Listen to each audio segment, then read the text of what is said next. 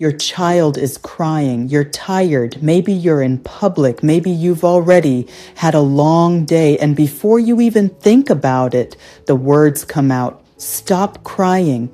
You're fine. It's not a big deal. Every parent has said it, not because you're a bad parent, because you're human. But here's what child development research shows. When children feel emotionally dismissed, their nervous system usually becomes more overwhelmed, not less. And the good news is there's a better way. There are specific phrases, word for word, that help children calm down faster, feel safer, and slowly build emotional regulation over time. In this video, I'm giving you the exact scripts to use during real emotional moments, even when you're exhausted and don't know what to say. Welcome back, or if you're new here, this channel breaks down child development science into practical tools you can use today. Let's get into it.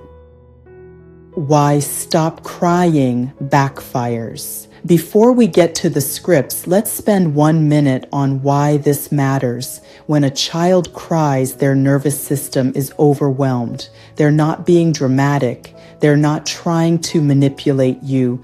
Their brain is in distress, and a distressed brain cannot calm itself down alone, especially in young children whose self-regulation skills are still developing.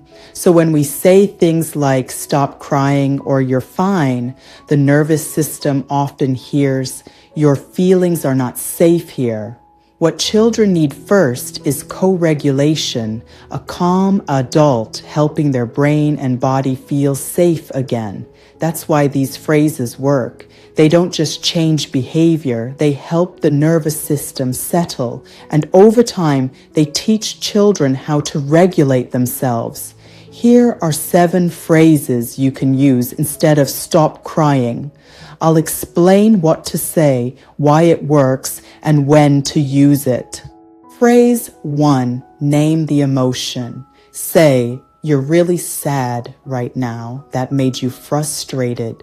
You're angry because that didn't go how you wanted, huh? Why it works. Naming emotions helps children organize what they're feeling instead of drowning in it.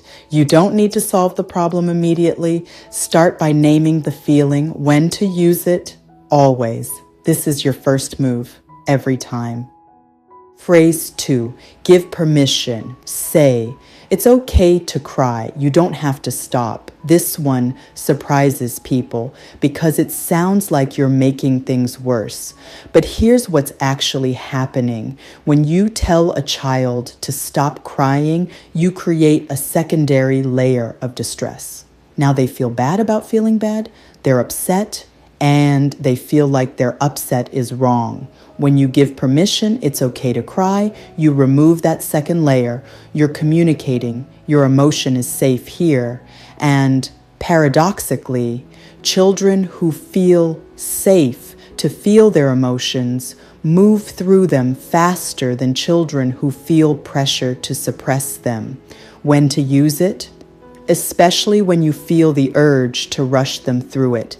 That urge is the signal.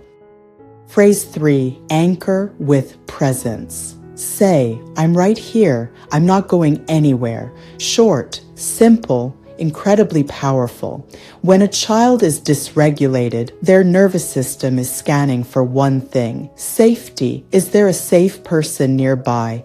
Am I alone in this? Your physical presence and this phrase answer both questions at once. You don't have to say much. You don't have to solve anything, just, I'm right here. And then stay. Research on secure attachment consistently shows that children who have a parent who reliably shows up during distress develop stronger emotional resilience, not weaker. The comfort doesn't spoil them. It builds them. When to use it, especially with younger children and babies, before words, presence is the message. Phrase 4, reflect and validate. Say, that was really hard. Of course you're upset. Notice what this phrase does. It validates the size of the emotion relative to the event. So often when we say, stop crying, or it's not a big deal, we're measuring their experience against our adult scale. But to a 4-year-old, losing a toy is as proportionally distressing as losing a job might feel to us. Of course, your upset is powerful because it removes judgment. It says, your reaction makes sense. You're not wrong for feeling this. Psychologist research found that children whose parents responded with warmth and validation during distress grew up to be less clingy, less demanding, and better at managing their own emotions, not more dependent. Validation done consistently builds independence. When to use it, when you feel like their reaction is disproportionate, that's exactly when they need it most. Phrase 5, offer connection. Say, would you like a hug or would you rather have some space? This one does something subtle but important. It gives the child agency in how they're comforted. Not every child wants physical contact when they're upset. Some need space. Some need to be held. By asking, you're respecting their nervous system's preference, and you're modeling that they have a say in how comfort happens to them. That sense of agency, I get to choose how I receive support, is foundational for emotional health. And if they say no to the hug, that's okay. Follow it with phrase 3.